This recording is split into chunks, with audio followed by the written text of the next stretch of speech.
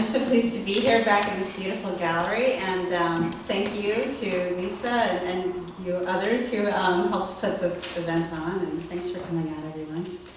I have a poem in the anthology, but I'm going to read fiction tonight, and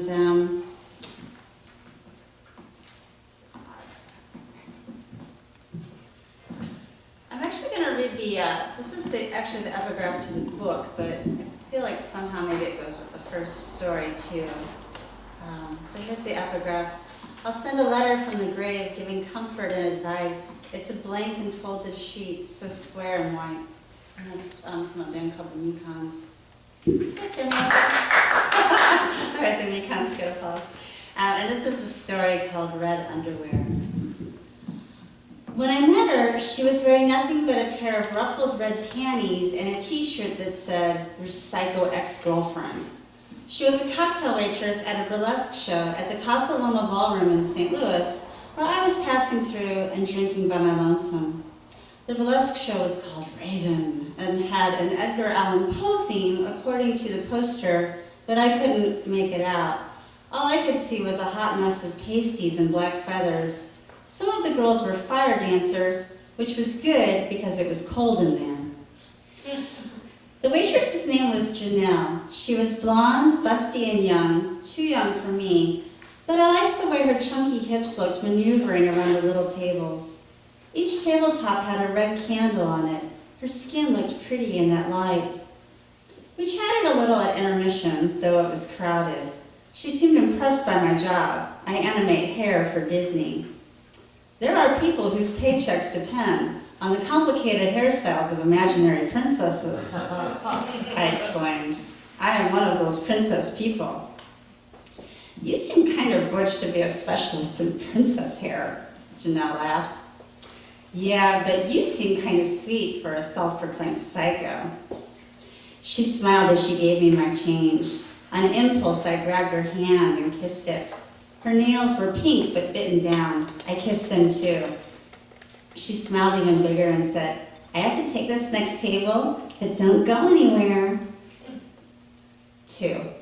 After Janelle left my table, I kind of watched the girls. I was close enough to see where the seams of their lingerie strained. I was close enough to smell the sweat of the dancers and the kerosene on the fire breather's breath. But sometimes I got distracted by the yellow light reflected in my drink. I kept thinking of my grandma's hospital room I visited that afternoon. The nurses made me wear a bright yellow paper gown over my regular clothes, plus purple latex gloves over the cuffs of the gown. I asked the nurse who this was for, who was supposed to be protected, but she wouldn't answer me.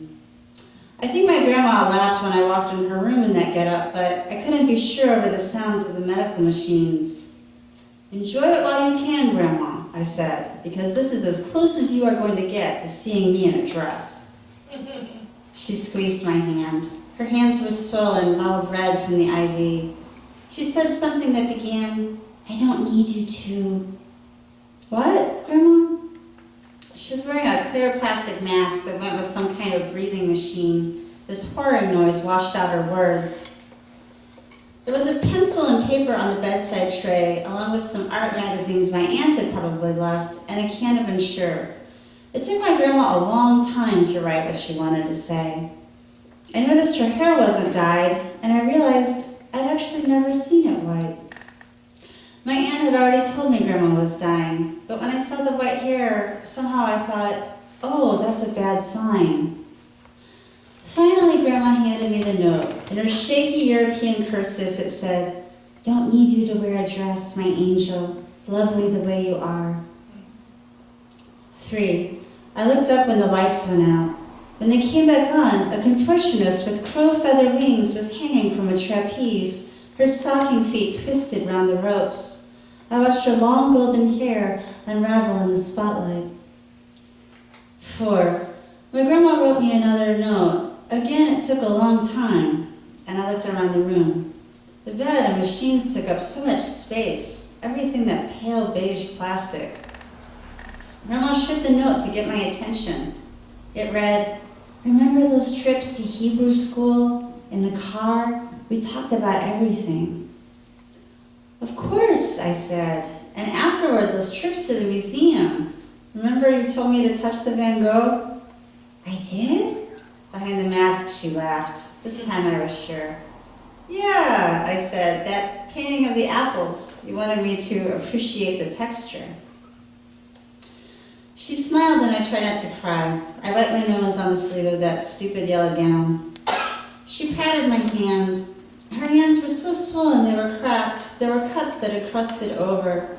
Somehow it was the cuts on her hands and not the mask, the rubbing alcohol smell, or the whirs and beeps of the machines.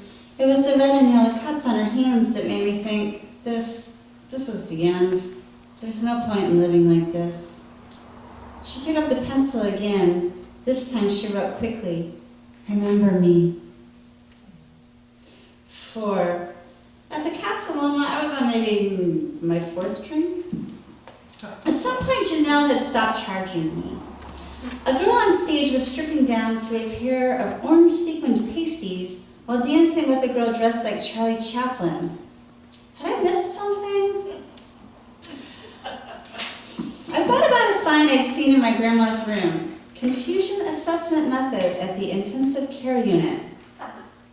I didn't read the rest of the sign, so I didn't learn how they assess confusion in the ICU.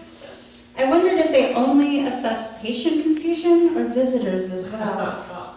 I looked around the room for Janelle's blonde hair. I hoped she'd be off soon. 5. It took an hour or two, but finally we were back at her place. As Janelle undressed from her psycho shirt in her freezing attic apartment, she explained her t-shirt. I used to wear a shirt that said Honey Bunny, but the tips weren't half as sweet. And finally I figured it out. Honey bunnies are a dime a dozen, but your psycho ex-girlfriend, she ain't never coming back. How long did you say you're in town? Janelle asked. 3 days. I'm just visiting my grandma, I said. What part of town? The Central West End. Her eyebrow raised at the mention of the affluent neighborhood, but I didn't feel like explaining that my grandma didn't really live in the West End. That's just where the hospital is. What's this? I said to Janelle, sliding my fingers along her cool skin under the raspy red waistband of her panties. What? Oh, my tattoo. That's a falling star. Would you like to make a wish? Her skin was white and smooth, and I could feel the strength in her hips. I ran my finger over the indigo star. I thought about wishing for my grandma to suffer as little as possible. It seemed selfish to wish for her to live much longer, since she was 78, had emphysema, and was gasping for air when I'd seen her that afternoon. So I settled on just wishing for the minimum of suffering. Then I realized that wishing on a waitress's hips was probably futile. When I got that tattoo, Janelle smiled, running her hand through my hair. The tattooist said, Janelle, your lovers will remember you now. Will you remember me? I froze, my thumbs hooked on her waistband. Will you? She repeated. In the window behind her, icicles sagged on telephone wires, glinting on the streetlights on Gravois Avenue. I won't remember you because of your star tattoo, I said. How about this one, she said, twisting around so I was looking at a thin line of cursive an inch above her crack. I pulled the goosebumpy girl closer to get a better look. I was not about to get out my reading glasses. I already felt old. Her tattoo said, fuck the pain away. I said, I'll remember this. Thank you.